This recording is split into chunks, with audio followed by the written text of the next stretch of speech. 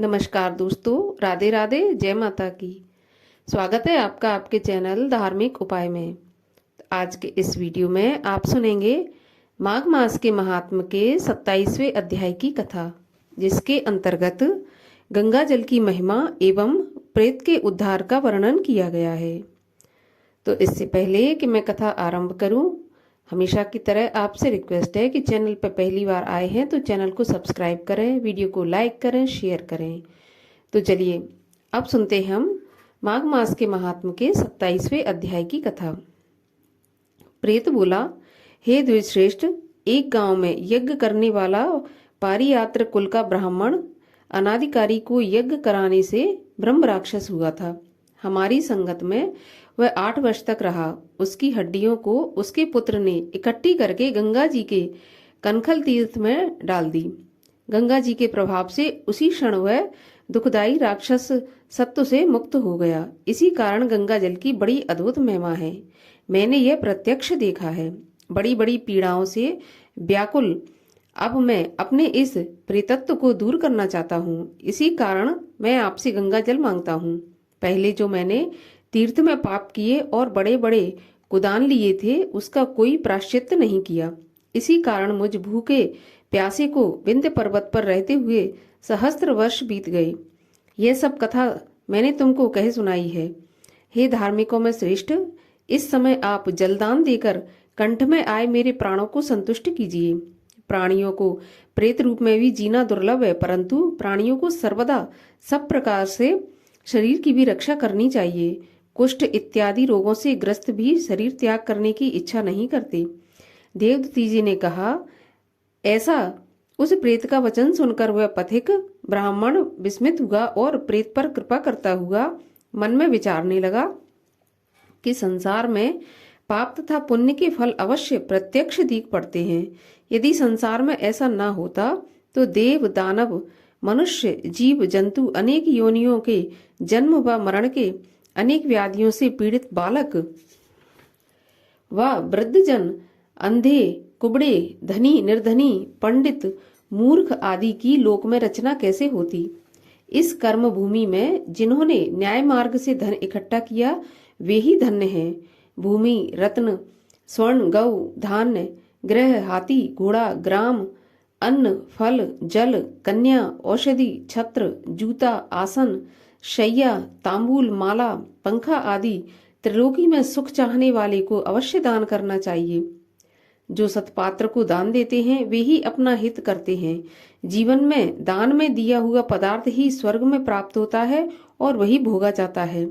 उस धर्मिष्ठ कार्पटिक के ऐसे वचन सुनकर प्रेत आर्त होकर फिर बोला, हे पथिक, मुझको मालूम हो गया कि आप अवश्य सर्वज्ञ हैं। आप जीवन का आधार मुझे जल दीजिए। इस प्राण दान में अब विलंब मत कीजिए। प्रेत के ऐसे वचन सुनकर पथिक ने न्यायपूर्ण वचन कहा, हे प्रेत सुनो, मेरे माता पिता भृगु क्षेत्र में बैठे हैं। उन्हीं के लिए मैं तीर्थराज से ये जल लाया हूँ, जो बीच में ही तुमने गंगा यमुना के संगम के जल को मांगा है।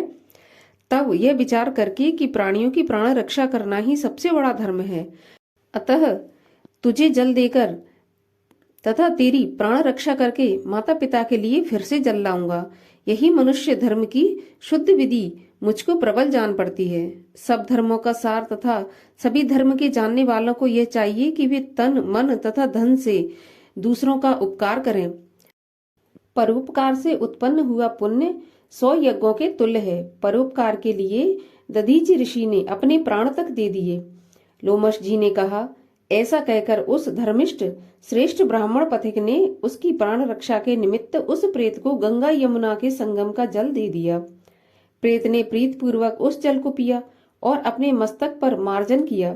उसी क्षण वह प्रेत शरीर को त्याग कर दिव्य देहधारी हो गया। इस बड़े आश्चर्य को देखकर उस केरल प्रेत ने कहा, अरे त्रिवेणी के जल के बिंदुओं से यह प्रेतत्व से मुक्त हो गया।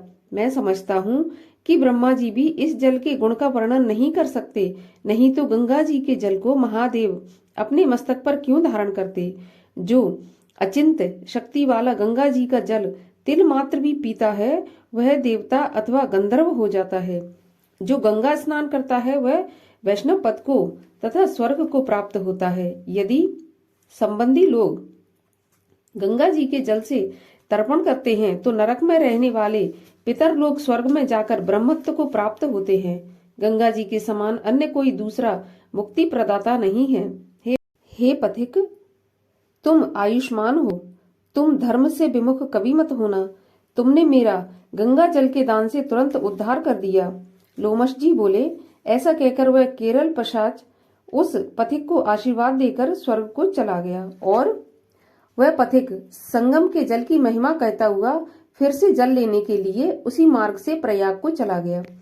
वशिष्ठ जी बोले, हे राजा दिलीप, इस प्रयाग महात्म को सुनकर तथा मुनि को नमस्कार कर वह माघ मास में प्रयाग में गंगा जमुना के संगम में स्नान कर पापों से छूटकर पिशाच शरीर से मुक्त हो दिव्य शरीर धारण कर द्रविड़ देश का राजा हो भक्ति पूर्वक सबसे द्वेष छोड़कर भगवान नारायण की स्तुति करता हुआ, जिसकी गंधर्वों ने स्तुति की और स्वर्ग की स्त्रियों ने पंखा जला, उत्तम विमान पर चढ़कर इंद्रपुरी को गया। हे द्विश्रेष्ठ, यह इतिहास पुण्य, यश, कीर्ति, ज्ञान और मोक्ष को देने वाला है तथा दुर्गति का नाश करने वाला है। अब मेरे साथ ये कन्याएं और आपका पुत्र तथा तुम भी सद्गति पाने के लिए प्रयाग में चलकर ऐसा पुण्य फल का देने वाला माघ स्नान करें जो देवताओं को भी नहीं मिलता।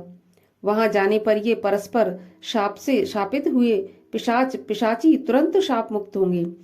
वशिष्ठ जी बोले, इस प्रकार लोमश जी के मुख कमल से अमृतमय मधुर कथा को सुनकर उन्हीं के साथ उन लोगों ने दक्षिण दिशा को प्रस्थान किया और इसी के साथ 27वें महात्म्य की कथा भी समाप्त होती है।